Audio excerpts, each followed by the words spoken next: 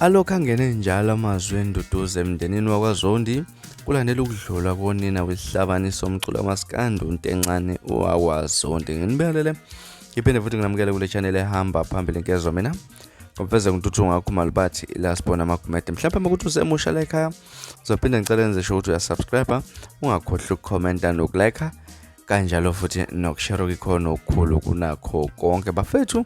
Alokhu angene njalo amazwi enduduzo avela kubangani kanjalo noZakwabo bakaNtencane umfokaZondi kulandela ukudlula emhlabeni kukanina wakhe uNtencane umfokaZondi. uNtencane ngosuku ledlule lapha bekade efaka istatus ehleli nonina wakhe lapha bejabule ajabule ukuthi uyasmile futhi okusikhombisa ukuthi engathi bekade engaphathekile neze kahle uMama wakhe uNtencane ke kodwa ke bese ekhombisa ukuthi uyalulama. Kutheke ngekhathi zayizolo sabona lapha uNtencane usepostile lapha ukuthi uzohlehlisa yonke izinto okanye imicimbi kade nayo ngenxa yalomshopho okade uvele lapha. Ngokwestatement esibhale lapha uNtencane investment ebabhalile ngalo lapha ulimi lwesilungu lapha bathi cancellation of Senzo uNtencane Zondi all upcoming event. It is with great sadness and heavily heart that we notify of the cancellation of all our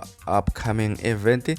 As the cancellation follows the news of the sudden passing of uNtencane Zondi's mother, who is highly known as uNtencane. His mother has been sick and had been in and at the hospital. Later, as the recent shared an image with her staring now excited, he is to be here smiling once again. The detail of his mother death cannot be released at the moment.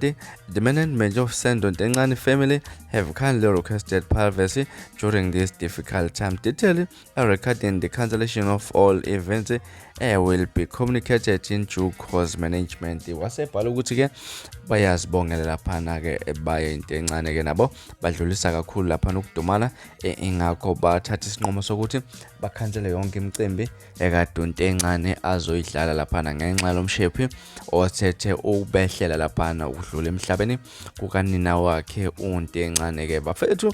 Alokhu angene njalo impela amazwi enduduzo koZakwabo lapha uNtencane. Komunye abathe ukubhala lapha uKhuzani umvukampungo sona adlulisa amazwi enduduzo kubangani kanjalo futhi nezihlobo zakhe lapha uNtencane. Nathi ke esiready nkezo lapha nasidlulisa wona amazwi enduduzo emndenini wakwaZondi sithi lapha ulale uphumule lapha uma wakhe uNtencane ke lapha nasi ulala uphumule maweqhawe bafethu. Bekuzona ezihamba phambili ningakhohlwa ukusubscribe nokulike kanjalo futhi nokushare bese ningilandela ku Facebook @radionkezo. Nisiphatha kahle nibona usuku lomnandi ngithanda khona.